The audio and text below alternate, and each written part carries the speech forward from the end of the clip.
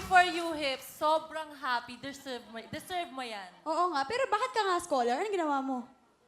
Wala, sabi, pride daw ako ng school! Magiging, Role model ka sa mga estudyante? ewan ko.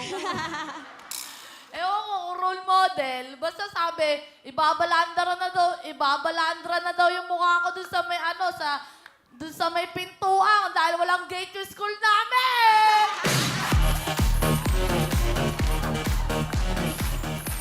So scholar ka ng eskwelahan mo. Opo. Bakit ka naging scholar?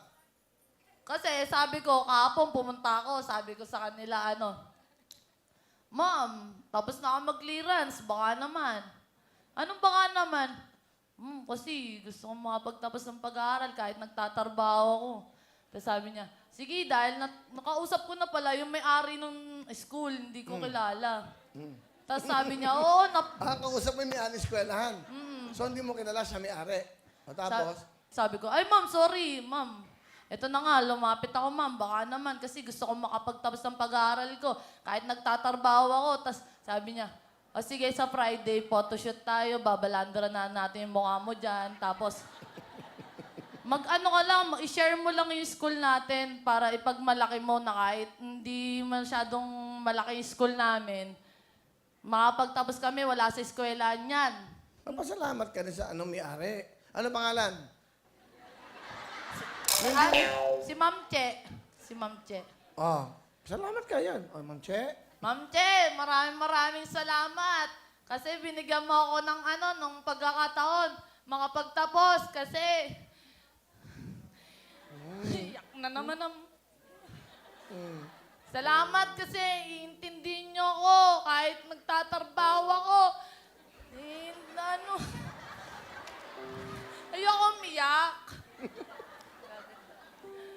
Ma'am Che, thank you talaga. Sorry kasi hindi kita nakilala agad. So, promise, pag mga kaibigan ko, yayayain ko dun sa school na lang mag-aral. Huwag na sila dun sa iba. Thank you, ma'am. Parang magiging daan ko sa pangarap ko din, ma'am. Thank you, ma'am. Aww. Deserve mo yan, Hips. Alam niyo ba, si Hips na sa backstage, nag-homework siya, nagpapatulong, di ba? Yung kasi English. We love you, Hips. Love you too. So, ibig mo sabihin, mag-aaral ka na, so hindi ka na magwawawin kasi hindi. Hindi. Sila daw mag-a-adjust. Yabang mo, Tem. Iba ka. Wow.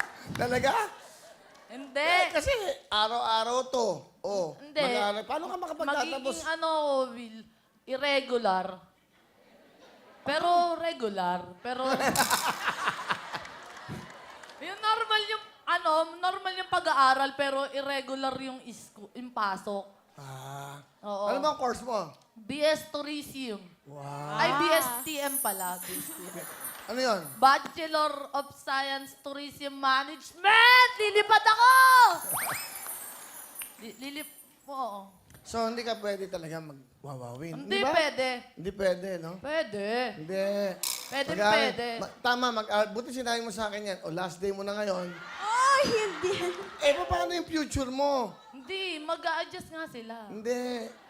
Papa, gusto ko matuto ka. Di ba gusto natin makapagtapos siya? Oo. O, sige, mapaalam ka na. Hindi, kaya kong pagsabayin talaga. Hindi. O, close up mo talaga. Nagpasalamat siya sa may-ari. Magpasalamat ka sa mga tao. Yan, dito. Last day mo na ngayon. Buti sinabi mo. Hindi, gusto kong mag-aral habang nagtatrabaho. Hindi pwede, mahirap yun. Wala pa. Oo nga, wala kang... hindi, malapit naman eskwela sa bahay niya eh. Hindi, isang jeep pa yon. Malayo pa sa amin yun. Iyak na. Ayaw umalis sa Wawawi.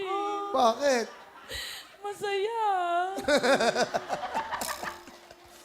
Ano gagawin natin ngayon? Paano yan? Gusto mo mag-aral, makatapos. Buti nga sinabi mo sa akin.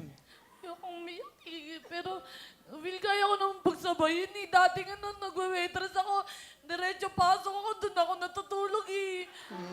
Tapos pagising ko, Yan, uwi tissue. na.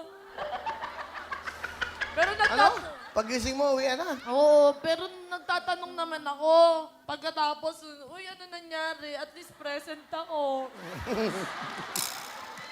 Present matulog. Nagtrabaho ka pa. Tulog ka.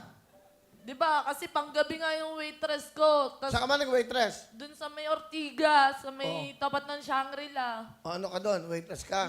Magkano sweldo mo nun? 500. A day. O, tapos tulog ka lang ng tulog, yung sweldo ka? Hindi. Dun sa trabaho, nagtatrabaho ako. Tapos sa school ako natutulog. Talaga makakagraduate ka nga. Ang galing. Marami kang matututunan Hindi, pag pero ganyan. pagkagising ko, nagtatanong naman, sinasabi, uy, Budol, gising ka na. Apelyido niya kasi Budol. Grabe kayo sa apelido ko.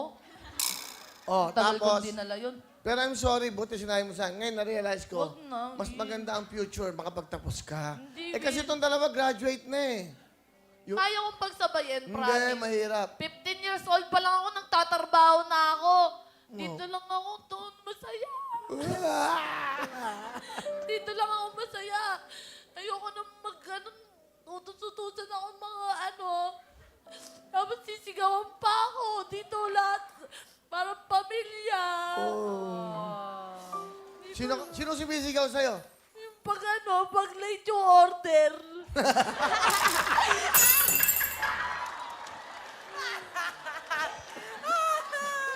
Grabe.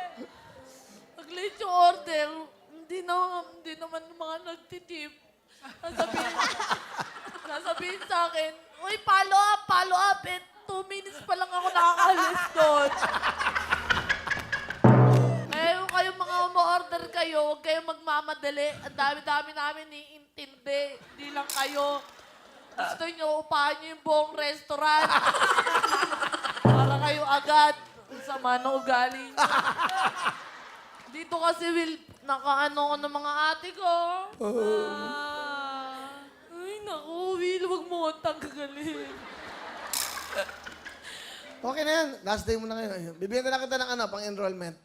Wala na nga akong babayaran. Baka kasi kapag tinanggal Kaya mo nga ako kita dito, bibigyan, wala kang babayaran. baka pag tinanggal mo ako dito, may bayaran na ako.